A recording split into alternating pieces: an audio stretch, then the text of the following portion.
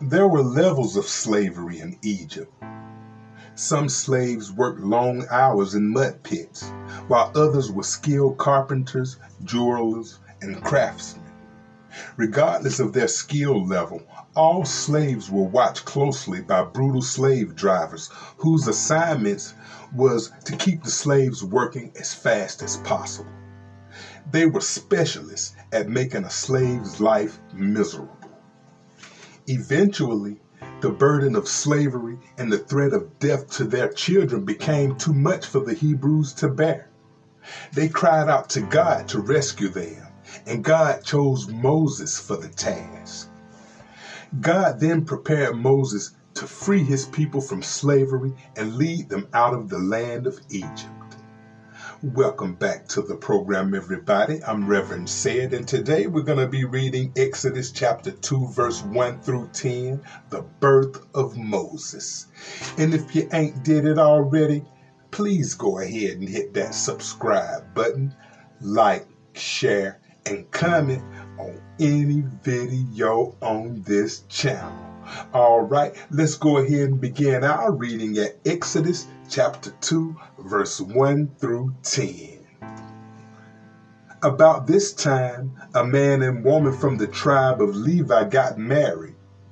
The woman became pregnant and gave birth to a son. She saw that he was a special baby and kept him hidden for 3 months. But when she could no longer hide him, she got a basket made of papyrus reeds and waterproofed it with tar and pitch. She put the baby in a basket and laid it among the reeds along the bank of the Nile River.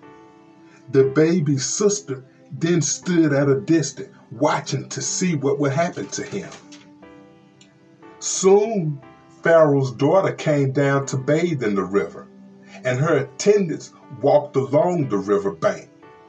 When the princess saw the basket among the reeds, she sent her maid to get it for her. When the princess opened it, she saw a baby. The little boy was crying, and she felt sorry for him. "This must be one of the Hebrew children," she said. Then the baby's sister approached the princess. "Should I go and find one of the Hebrew women to nurse the baby for you?" she asked. "Yes, do," the princess replied. So the girl went and called the baby's mother. "Take this baby and nurse him for me," the princess told the baby's mother. "I will pay you for your help." So the women took her baby home and nursed him. Later, when the boy was older, his mother brought him back to Pharaoh's daughter, who adopted him as her own son. The princess named him Moses, for she explained, "I lifted him out of the water." This tiny boat made of papyrus reeds was fashioned by a woman who knew what she was doing. Egyptian river boats were made with those same reeds and waterproofed with tar. The reeds, which grew as tall as 6 feet, could be gathered in a swampy area along the Nile. Thus, a small basket hidden amongst the reeds would be well isolated from the weather and difficult to see. Moses' mother knew how wrong it would be to destroy her child, but there was little she could do to change Pharaoh's new law. Her only alternative was to have her child and later place him in the tiny papyrus basket on the river. Do you sometimes feel surrounded by evil and frustrated by how little you can do about it? When faced with evil, look for ways to act against it.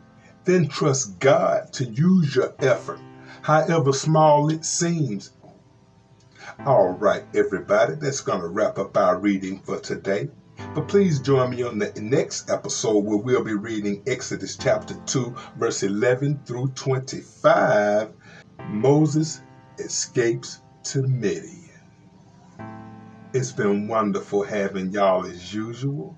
And until the next time, thank you so much for joining me. And y'all Stay blessed.